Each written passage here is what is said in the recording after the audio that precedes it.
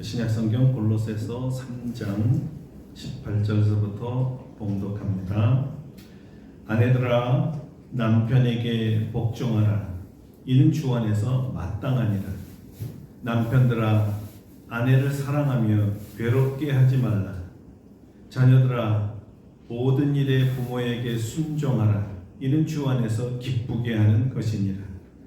아비들아 너희 자녀를 노엽게 하지 말지니 낙심할까 함이라. 아멘. 할렐루야. 아멘. 오늘의 말씀을 우리에게 은혜 주실 줄로 믿습니다. 오늘은 자녀를 노엽게 하지 말라라는 제목으로 말씀을 증거하겠습니다. 올해 우리의 목표는 하나님의 자녀들을 하나님께 그리고 가정으로 그리고 교회로 돌아오게 하는 것입니다. 그러기 위해서는 무엇보다 우리가 할 일, 우선순위 1위는 우리의 가정을 천국으로 만드는 것입니다. 가정의 주인이신 하나님이 가족 구성원 각자를 다스릴 때 천국이 됩니다. 신앙과 현실의 부조화, 교회에서의 모습과 가정에서의 모습의 불일치, 이런 신앙의 이중성으로 가족들이 혼돈을 일으키고 불화를 만들기도 합니다. 그래서 교회 같은 가정 같은 교회가 될 때 집에 돌아와 가족 구성들을 교회 성도들처럼 대할 때 이 이중성은 깨지고 천국 같은 가정을 이룰 수가 있습니다. 평강과 희락이 생기고 가장 편안한 것, 가장 편안한 친구들이 되는 것이죠. 우리 모든 가정이 천국과 같은 가정이 되고 우리 자녀들이 다 하나님께 그리고 가정으로 그리고 아름답고 복된 교회로 돌아오게 될 줄로 믿습니다. 그래서 이를 위해 우리는 첫날부터 우리의 소원을 주님께 올려드립니다 라는 기도 우리 카드를 작성하고 문자 그대로 우리 주님께 우리의 가장 절실한 소원을 올려드리고 있는 중입니다. 오늘은 구체적으로 남편과 아내 그리고 자녀들과 어떤 관계를 가져야 우리 가정이 천국이 될 수 있을까? 이 말씀을 다루려고 합니다. 어떻게 하면 될까요?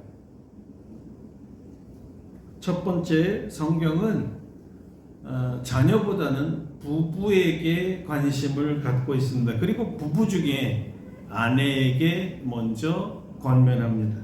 뭐라고 권면했습니까? 아내들아 남편에게 복종하라.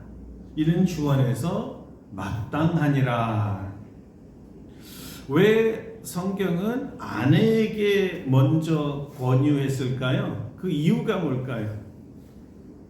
아마도 천국을 가정으로 만드는 그 열쇠를 아내가 갖고 있기 때문이 아닐까 싶습니다. 아내야말로 가정의 피스메이커이기 때문입니다. 남편과 자녀 사이에 중간 역할을 하는 중재자이기도 하죠. 이렇게 볼 때 가정의 중심은 아내에게 있는 것 같습니다. 히브리인들은 아내가 남편에게서 나온 존재라고 하는데요. 남편을 히브리 말로 이쉬라고 하고 아내, 여자를 이샤라고 합니다. 이쉬에서 발전된 사람이죠. 성경에 의하면 아내는 남편을 돕기 위한 배필이라고 되어 있습니다. 아내의 최고의 역할이 무엇냐 물어보면 남편을 돕는 겁니다. 남편을 왜 도와요? 왜 돕습니까? 답이 아주 심플해요. 남편이 약하기 때문에 그렇습니다. 무슨 말일까? 왜 남자가 약하다고 할까요? 왜냐하면 하나님께서 남자와 여자를 창조하실 때 남자는 흙으로 만드셨는데 여자는 뼈로, 강한 뼈로 만들었거든요. 그 재질이 달라요. 그래서 아담이 뭐라 그러냐면 아내를 보고 내 뼈 중에 뼈요 살 중에 살이라고 했던 것이죠. 강한 존재란 뜻이었어요. 그래서 강한 존재가 약한 남자를 좀 도우라는 뜻이었습니다. 자, 그럼 좀 더 자세하게 알아보겠습니다. 배필이라는 말이 무슨 뜻일까요? 배필. 뭐 그냥 문자 그대로 창세기를 원어적으로 그냥 해석을 하면 히브리 사람들은 이 배필을 어떻게 생각하냐면 남편의 눈앞에 항상 있는 존재라고 이렇게 생각합니다. 남편의 눈앞에 항상 있는 존재. 남편의 눈에 띄는 곳에 항상 있어야 하는 존재죠. 다시 말하면 남편의 눈에서 벗어나면, 눈 밖에서 벗어나면 안 되는 존재라는 뜻이. 사실 아내들이 남편의 눈 밖에 있을 때 남편은 제일 불안하게 생각하고 위험하다고 생각합니다. 그래서 하나님께서 아내를 남편과 마주보고 서로 바라보는 존재로 만드신 거예요. 남자는 혼자 사는 것이 좋지 못하다는 것이 하나님의 판단입니다. 아내가 있어야 사람 구실을 할 수 있는 존재가 남편이라는 거죠. 묘하게 성경은 어느 정도까지 마주하고 있어야 하는가를 말해 주었는데요. 부부의 절정은 둘이 하나 되는 데 있습니다.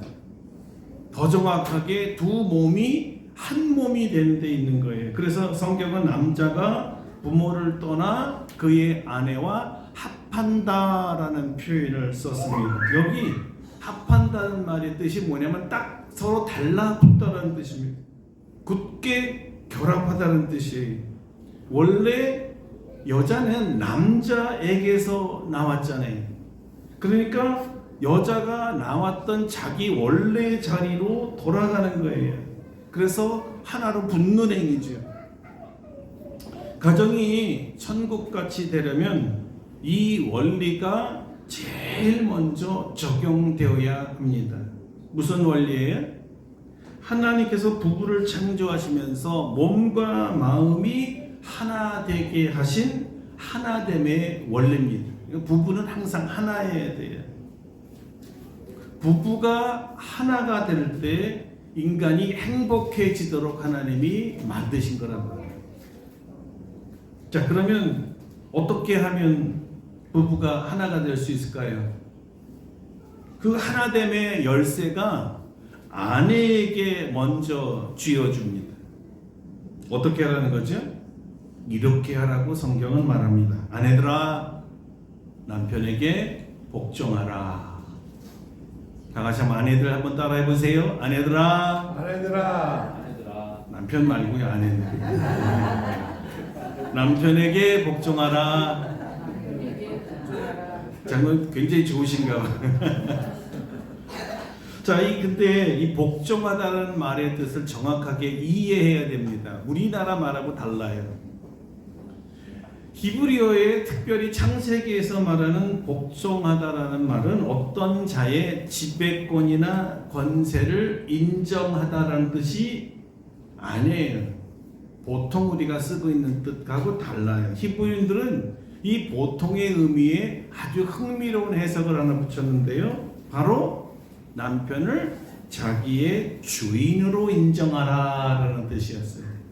주가 되면 종이 되겠죠. 그래서 자연스럽게 그 말을 따르게 된다는 거예요. 왜냐하면 이시아니까, 여자니까, 남자에게서 나왔으니까, 이슈에서 나왔으니까 그 몸의 원주인은 남편이라는 거예요.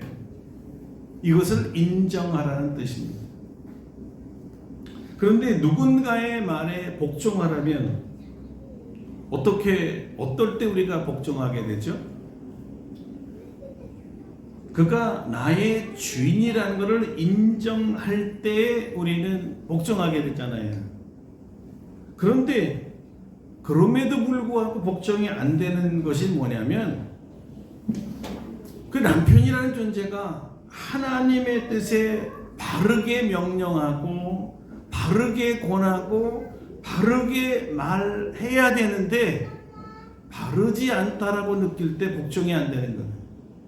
그래서 아내는 아내의 역할이 뭐냐면 남편이 하나님의 뜻에 따라 바르게 자기를 다스리도록 돕는 역할을 하는 거예요. 그 돕는 거를 잘하는 거예요. 어떻게 남편으로 하여금 하나님의 뜻대로 가정을 다스릴 수 있도록 아내가 도울 수 있을까요? 아주 간단합니다. 남편의 원주인인 하나님께 맡기는 거예요. 하나님께 물어보는 거예요. 우리는 이런 맡김과 물어봄의 행위를 기도라고 하죠. 하나님께 물어보고 그대로 순종하면 남편이 하나님의 뜻대로 행하기 때문에 아내도 이제는 남편의 뜻에 순종할 수 있습니다. 자, 보세요. 첫 아내인 하와가 하나님께 물어봐야 되는데 물어보지도 않고 사단이 선악을 알게 하는 나무의 열매를 따주니까 그냥 바로 먹습니다. 여기서부터 끝났으면 좋은데 물어보지 않고 바로 남편에게 권했어요. 남편이 하나님의 뜻대로 순종하도록 기도하지 않고 임의대로 다스리려고 하니까 남자라는 존재는 여자가 얘기하면 다 들어야 되잖아요. 그것도 맛있는 걸 같이 먹지 않는데 왜 안 먹어요? 덜컥 먹어버린 거예요. 자, 남편이 바른 판단과 결정을 했나요? 못했죠. 하와가 하라는 대로 했잖아요. 아내가 하라는 대로 했잖아요. 그 결과가 뭐죠? 에덴 동산에서 쫓겨났습니다. 천국과 같은 가정이 깨지는 원리가 여기 있다 이거죠. 서로 책임을 전가한 거예요. 아, 네가 먼저 먹었잖아. 네가 먹으라고 했잖아. 아니야, 사탄이 먹으라고 했어. 난 아니야. 난리법석이었어요. 자, 오늘 우리 주제대로 말한다면 이런 거예요. 네가 하나님께 기도하지 않았잖아. 내가 하나님의 뜻대로 행하도록 하와 네가 기도하지 않았잖아. 너의 사명은 기도잖아. 자, 그렇게 하니까 바로 하와가 대받아쳐요. 네가 바로 인도하지 않아놓고 가작이면서 뭔 소리야? 아, 네가 평소에 하나님의 뜻대로 바로 서 있으면 내가 먹으라 그래도 무슨 소리야? 하나님이 먹지 말라 그랬으면 먹지 말아야지. 이렇게 나왔을 거 아니야? 여러분 보세요. 기도하지 않는 가정이 얼마나 지금 비참해지고 있습니까? 아내의 가장 우선적인 역할이 바로 남편을 위한 기도란 말이에요. 남편이 가장으로서 하나님의 뜻에 굳게 서 있어야 하나님의 뜻대로 하나님의 가정을 다스릴 수 있잖아요. 그래서 이것을 위해서 기도해야 될 사명, 기도의 역할을 맡은 게 아내란 말이에요. 근데 어떤 아내들은 여기다 이렇게 질문할 수 있어요. 아니, 꼭 이런 걸 하나님 앞에 기도해야 되나요? 예, 기도해야 됩니다.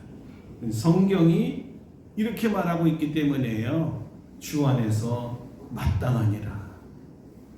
주 안에서 마땅하니라. 어느 성경은 이것을 이렇게 풀었어요. 이것이 주님을 믿는 사람으로서 해야 할 본분입니다. 여러분이 만약에 창조주 하나님을 믿는 신앙인이라면 말이죠. 불신앙인들에게는 해당되지 않습니다. 여러분 신앙인들입니까? 남편에게 복종하는 것이 주 안에서 마땅합니다. 그럼 가정을 천국으로 만들려면 오직 아내만 남편에게 복종하고 그를 위해 기도해야 합니까? 물론 그런 뜻은 아닙니다. 남편에게도 남편에게 맞는 역할이 있습니다. 그 역할이 19절이죠. 남편들아, 아내를 사랑하며 괴롭게 하지 말라.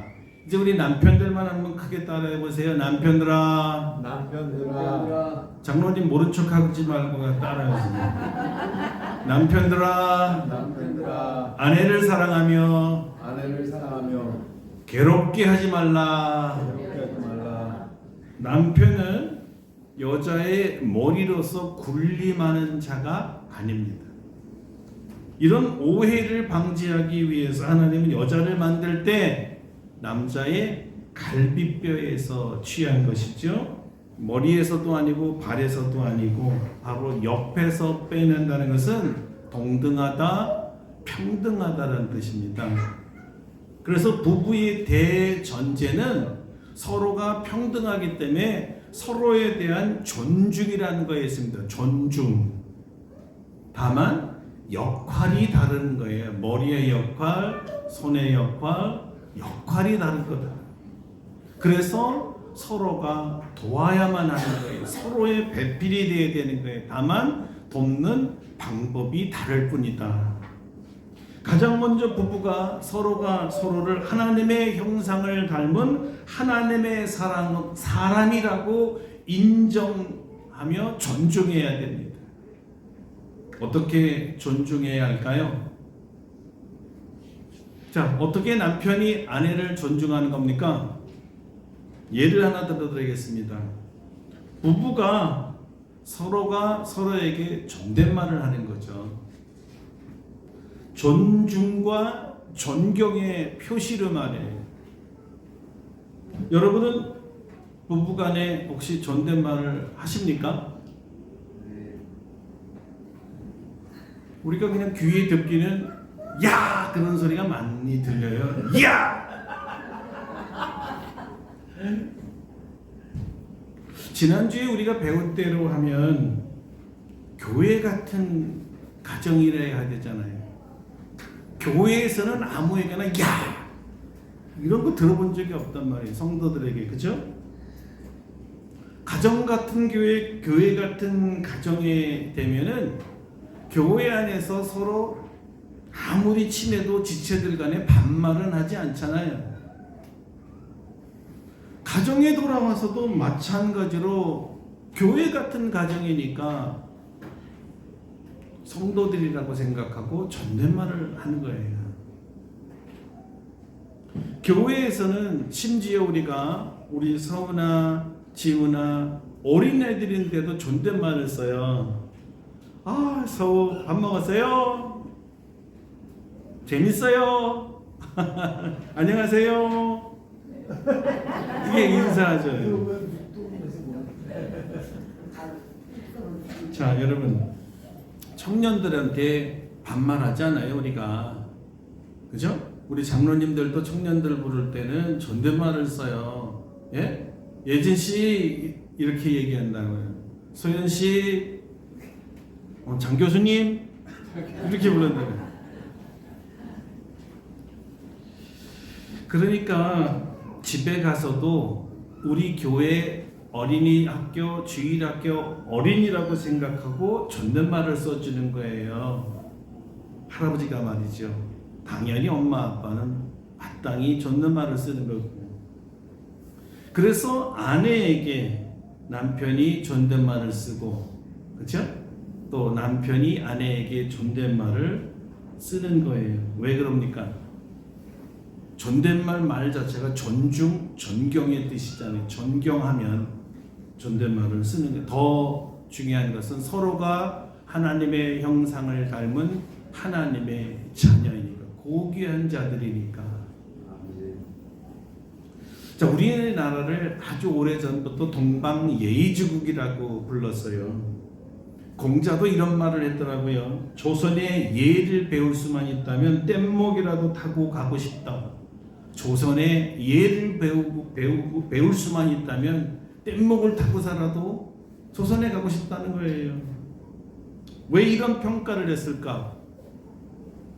이렇게 조선에 와보니까 조선 사람들은 희한하게 부부간에도 깍듯이 존댓말을 하더라는 겁니다. 어느 시대에? 조선시대에.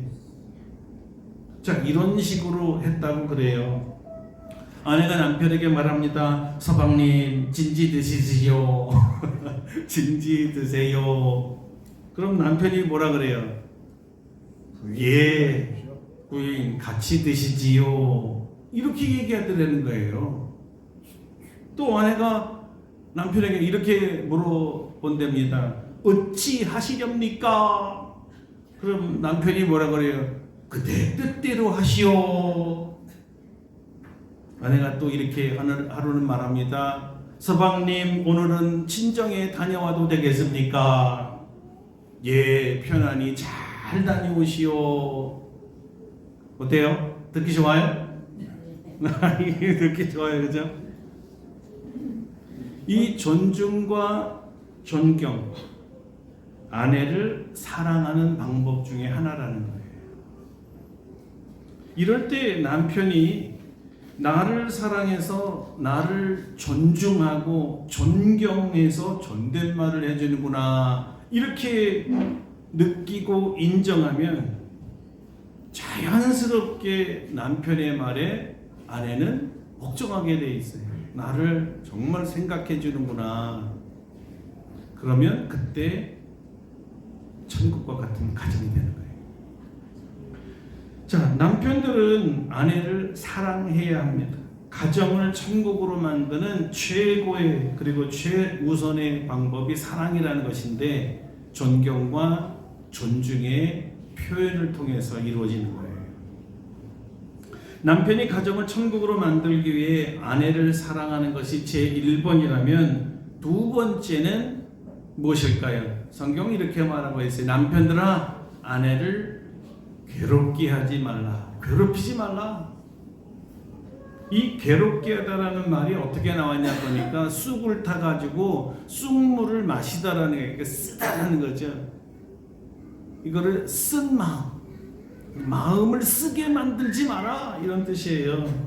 왜 무슨 말이? 아내를 괴롭게 하지 마라, 화나게 하지 마라, 인생에 쓴맛이 난다라는 말 하게 하지 마라, 무정하거나 악의를 품거나 가혹하게 대하지 말라는 뜻입니다. 아내의 눈에서 쓴 눈물이 흘러나오지 않게 하라는 뜻이기도 하죠. 아내를 괴롭히는 것은 사랑하는 것이 아닙니다. 바뀐 것 같은데 아내를 괴롭게 하면 아내가 하나님께 기도하지 않고 오히려 원망을 합니다. 베드로의 말대로라면 기도가 막혀요. 그 결과 고스란히 그 몫은 남편과 아이들의 몫으로 돌아갑니다. 자, 남편들을 향한 베드로의 권면을 한번 더 들어보도록 하겠습니다. 남편들아, 이와 같이 지식을 따라 너희 아내와 동거하고 그를 더 연약한 그릇이요 또 생명의 은혜를 함께 이어받을 자로 알아 귀히 여겨라. 이는 너희 기도가 막히지 아니하게 하려 함이라. 귀히 여겨라. 제 젊을 때 존경하는 목사님이 이 성경 구절을 설교하시면서 이 연약한 그릇을 뭐라고 해석했냐면 깨어지기 쉬운 그릇이라 그러더라고요. 깨어지기 쉬운 그릇. 그 깨어지기 쉬운 그릇이 무엇이냐? 그분은 그것을 크리스탈, 수정이라고 말씀하셨어요. 당시 이 수정은 아주 귀한 보석인데 유리 성분이기 때문에 깨어지기가 쉬웠다라는 거예요.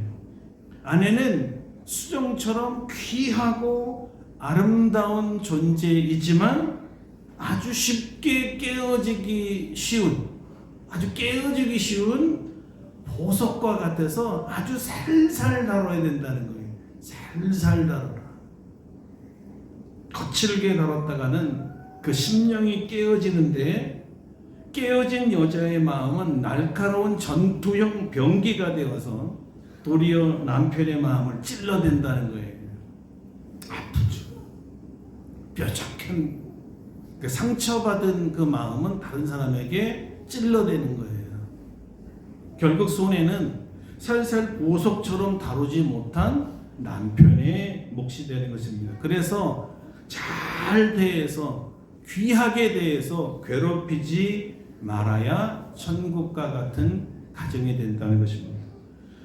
그래서 어떤 분은 그 아내를 왕비처럼 대우하라 그러더라고요. 그래서 아니 왜 아내를 왕비처럼 대우합니까? 아 그래야 내가 왕이 되잖아. 응? 말 되는 것 같아, 그죠? 자기가 왕인 사람은 아내를 왕비처럼 대하더라고요. 자기가 누군지를 아는 사람. 자, 이제 마지막으로 자녀들에 대한 말씀입니다. 이 말씀을 보면 가정을 천국으로 만들려면 오직 부모의 역할만으로는 안 된다라는 것을 알려주는 것입니다. 자녀들의 역할이 여기에 반드시 필요하다는 거예요. 그렇다면 자녀들이 어떻게 해야 가정을 천국처럼 만들 수 있을까요? 자, 여기서도 아주 흥미롭게 부모가 자녀에게 어떻게 할까 보다 자녀가 부모에게 어떻게 할까 순서가 이게 먼저입니다. 부모의 사랑보다 자녀의 효도가 먼저라는 거예요. 자녀들이 자기 가정을 천국으로 만드는 역할은 뭘까요? 부모에게 순종하는 것입니다. 우리 자녀들만 한번 따라해 볼까요? 부모에게 순종하라. 부모에게 순종하라. 부모에게 순종하라. 부모에게 순종하라. 네. 여러분, 아내에게 권면한 이 복종과 자녀들에게 권면한 순종은 같을까요? 다를까요? 네? 복종과 순종은 같습니까? 다릅니까? 여러분, 굉장히 우스갯소리로 복자하고 순자가 다르니까 분명히 다를 거예요. 그죠? 네, 다릅니다. 예. 종자는 같습니다. 뜻이 같은데요. 둘 다 따르다, 쫓다라는 뜻이고요. 복자는 이불 복자 또는 옷 복자이기 때문에 종의 의복을 입어서 남편이 자기의 주인 된다는 것을 나타낸다. 그래서 남편의 말을 따른다는 뜻이고요. 순자는 특징이 경청, 순할 순자. 잘 듣는다, 순하게 듣는다는 뜻이에요. 잘 듣는 경청이라는 뜻입니다. 잘 왜 듣죠? 대답을 잘하기 위해서. 부모가 얘기할 때 잘 듣는 게 자녀여야 돼요. 왜 잘 들어요? 잘 따르려고. 바르게 순종하려면 바르게 들어야 되기 때문에 그렇습니다. 그래서 부모가 자녀에게 할 수 있는 첫 번째 그 효도는 뭐냐? 부모님이 말씀하신 것을 귀 기울여 잘 듣는 거예요. 자, 왜 이런 말이 나왔어요? 보통 자녀들이 부모님들이 얘기할 때 건성으로 듣기 때문에 대조적으로 이런 말이 나온 거예요. 자기 부모를 존경하고 사랑하면요, 자연스럽고 자발적으로 부모의 말씀을 잘 들으려고 해요. 왜냐하면 부모가 자신들의 자랑이고 롤 모델이라고 생각하기 때문에 너무 고마워서 자녀들은 부모의 말을 허투루 듣지를 않습니다. 잘 들어요. 가슴에 이렇게 대나무에 못을 박듯이 부모의 말씀을 잘 새긴단 말이에요. 왜 그렇게 잘 들을까요? 그대로 순종하기 위해서죠. 그래야 부모님이 기뻐한다는 것을 알기 때문에 내가 기꺼이 순종할 때 우리 부모님이 너무 좋아하는 모습을 알기 때문에 이게 효도 아니에요. 부모를 기쁘게 해드리는 거. 그래서 효자, 효녀라는 말을 쓰는 겁니다. 성경은 모든 일에 자녀들은 부모에게 순종하라 그래요. 한 가지, 두 가지가 아닙니다. 또는 내가 마음에 드는 것만 순종하라는 게 아닙니다. 자기 마음에 안 들어도 자기 생각과 달라도 모든 일에 순종하라 그랬어요. 이런 자녀라야 하나님이 기뻐하신다는 겁니다. 그래서 성경은 이렇게 말했어요. 자녀들아 모든 일에 부모에게 순종하라. 이는 주 안에서 기뻐하는 것입니다. 바울은 에베소서에서 기뻐하는 것을 옳은이라는 말, 옳은이라. 참 이거는 옳은 일이다. 자녀가 해야 될 마땅한 일이다 이렇게 얘기했죠. 왜 그렇습니까? 순종은 부모님만 기쁘게 해드리는 것이 아니라 하나님을 기쁘게 해드리는 것이기 때문에 그래요. 그래서 마땅한 일이라고 한 것입니다. 당연한 일이고요. 옳은 일이에요. 이런 자녀들이 있어야 가정을 천국으로 만들 수가 있다는 겁니다. 부모 탓만 하면 안 된다는 거예요. 마지막으로 가정을 천국으로 만들려면 아버지들이 자녀들에게 어떻게 해야 될까요? 먼저 성경 말씀을 들어보겠습니다. 아비들아 너희 자녀를 노엽게 하지 말지니 낙심할까 함이라. 어떻게 하라고요? 자녀를 노엽게 하지 말라. 자녀들이 아유 오늘 아버지 때문에 못 살겠어 이런 말 나오지 않게 하라는 것입니다. 자녀들을 못 살게 하면 그들이 낙심하기 때문이라는 거예요. 의기가 꺾인다는 뜻입니다. 방황, 방탕 이런 말들은 의기가 꺾인 자녀들이 부모님에 대한 반항으로 아무것도 하기 싫어할 때 일어나는 일들입니다. 자녀들이 어떨 때 살기 싫어해요? 가정이 천국이 되지 못할 때입니다. 남편에게 복종해야 될 아내가 주객이 전도되어서 오히려 가정의 머리 역할을 하려고 남편에게 불복종하는 모습을 자녀들이 볼 때죠. 자녀들에게는 아버지에게 불복종하는 어머니의 모습을 볼 때 별로 살고 싶어 하지 않습니다. 너무 거칠어요. 또한 사랑하며 존중하고 귀하게 여겨야 할 기도 파트너에게 함부로 대하는 아버지의 모습을 볼 때 또한 살기 싫어합니다. 자기들을 못 살게 굴고 윽박지르고 노엽게 하는 아버지나 어머니의 모습에 낙심할 때 살기 싫어지는 거예요. 설상가상으로 자기들도 성경대로 부모님을 존경하고 순종하지 못할 때 스스로 자기 모습이 싫어지는 거죠. 자, 이런 게 다 천국의 모습이 깨어진 가정에서 일어나는 일들입니다. 그래서 특히 성경은 아버지들에게 강력하게 권하는 이유가 있어요. 가정을 천국으로 만들어야 될 가장 큰 책임이 아버지에게 있기 때문이다. 그래서 가장이라고 불러주는 거예요. 책임 있는 자란 뜻입니다. 우리가 시도해 볼 것이 하나 있습니다. 어떻게 우리 자녀들을 천국의 일원으로 이끌 수 있을까? 역시 이것도 같습니다. 자녀들에게도 존댓말을 쓰는 거예요. 왜요? 왕의 자녀들이니까. 왕의 자녀들은 뭐예요? 세자요 공주거든요. 그래서 이렇게 말해야 돼요. 아드님, 따님, 아빠 좀 도와주실래요?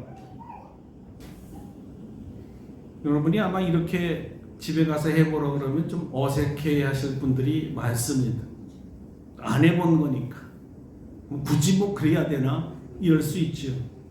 그런데 정말 조금씩만 한 번씩이라도 한번 시도해 보시고요.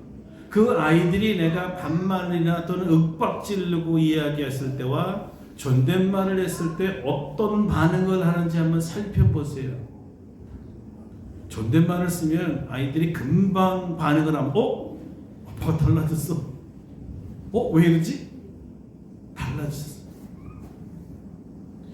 내 자녀이기도 하지만 하나님의 자녀이기 때문에 왕 같은 제사장이라고 주님이 성도들을 불러줬기 때문에 아주 귀하게 여겨주라는 거예요. 귀한 존재로, 어린애들도 귀한 존재로 보라는 거죠. 자기가 존경받고 또 존중받아본, 대접을 받아본 사람만이 다른 사람들도 귀하게 여기고 존중할 줄 알게 돼요. 자기가 업신여김 받고 하대하고 윽박지름을 받고 자란 아이들은 다른 사람들에게 계속 폭력적으로, 언어가 이상하게 폭력적이에요. 이 존댓말을 받고 자란 어린 아이들은 자존감이 굉장히 높아집니다. 내가 엄마나 아빠나 할아버지 할머니에게 이렇게 존경받는 자야, 나를 귀하게 여겨주셔, 자존감이 올라가는 거예요. 자, 이게 행복하게 사는 방법이고 가정을 천국으로 만드는 방법입니다. 자, 부부간에 순종하고 사랑하며 부모 자식 간에 복종하고 노엽게 하지 않을 때 그 가정은 천국과 같은 가정이 됩니다. 이런 가정을 주님이 기뻐하십니다. 아멘. 성경대로 부부간에 서로 존경하고 사랑하는 모습을 우리의 자녀들이 보게 되면 자녀들이 다 가정으로 돌아오게 되어 있어요. 어릴 때 우리 아들이 저한테 한 번은 이런 얘기를 했습니다. 아빠, 나도 빨리 결혼하고 싶어. 초등학교 때. 왜 빨리 결혼하고 싶은 거야? 이렇게 물어봤더니 우리 애가 저한테 이렇게 얘기하더라고요. 나도 엄마 아빠처럼 사랑하면서 살고 싶어. 이런 말을 하는 거예요. 자기 딴에는 우리 부부 사이가 좋아 보였나 봅니다. 부모가 자녀를 존중하고 노엽게 하지 않으면 자녀들이 가정으로 돌아오죠. 왜 돌아올까요? 가정이 천국이니. 가정이 천국이 되었으니까. 자녀들을 주님께 그리고 가정으로 어떠한 교회로 돌아오게 하는 아마 유일한 방법은요, 가정을 천국으로 만드는 걸 겁니다. 사랑과 존경, 순종과 존중이 있는 곳이니까요. 기도하겠습니다.